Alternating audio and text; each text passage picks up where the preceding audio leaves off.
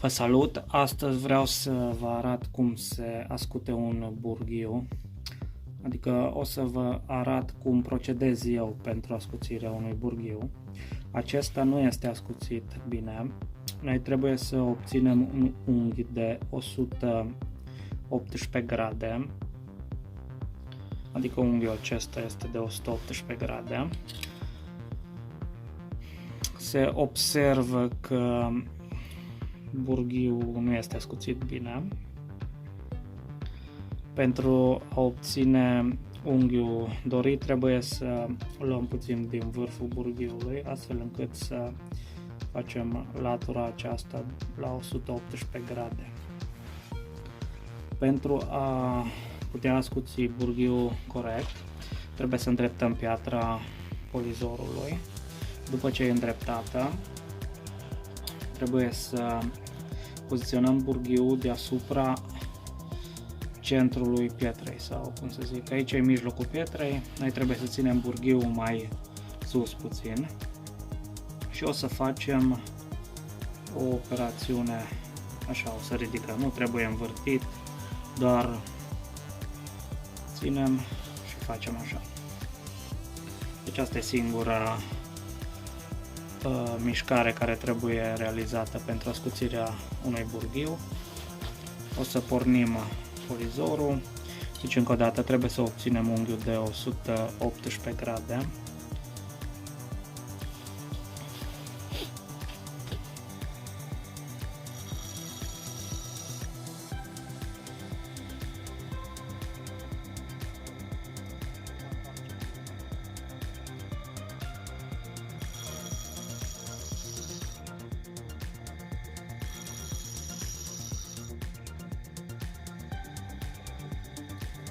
Măsurăm unghiul burghiului. Se observă că mai trebuie luat puțin din vârful acestuia pentru a obține unghiul de 118 grade.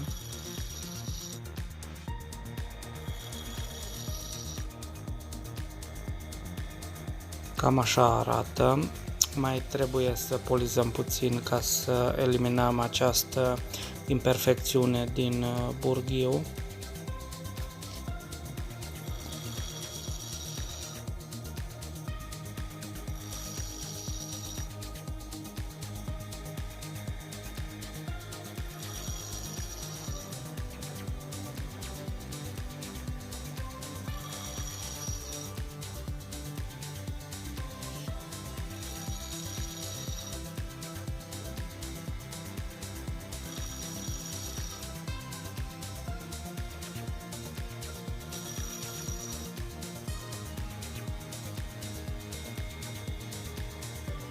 Măsurăm din nou latura burghiului. Se observă că unghiul este de 118 grade. A ieșit destul de bine. Latura aceasta are 7 mm. Asta la altă are 6 mm. O să mai luăm puțin din partea asta.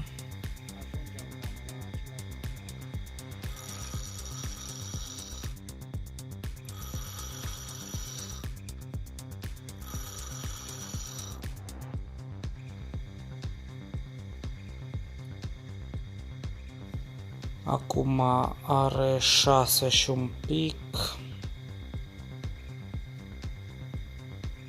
Această altă are 7. Mai trebuie luat puțin.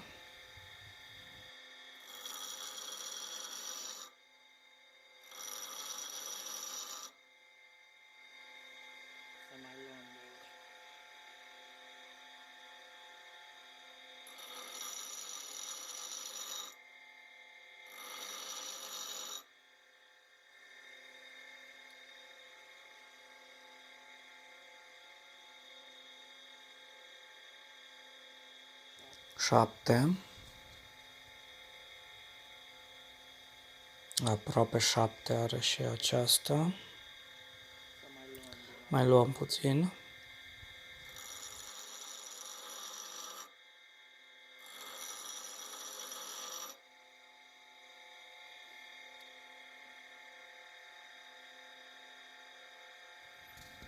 aproape 7. Aproape 7 are și acesta. Deci burghiul este ascuțit bine, laturile sunt egale. Să mai măsurăm o dată, să vedem unghiul obținut. Să vedem dacă se observă bine.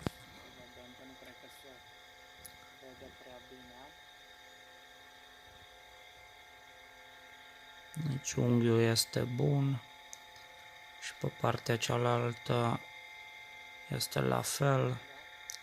Laturile sunt uniforme. O să-i facem și un test să vedem dacă l-am ascuțit bine.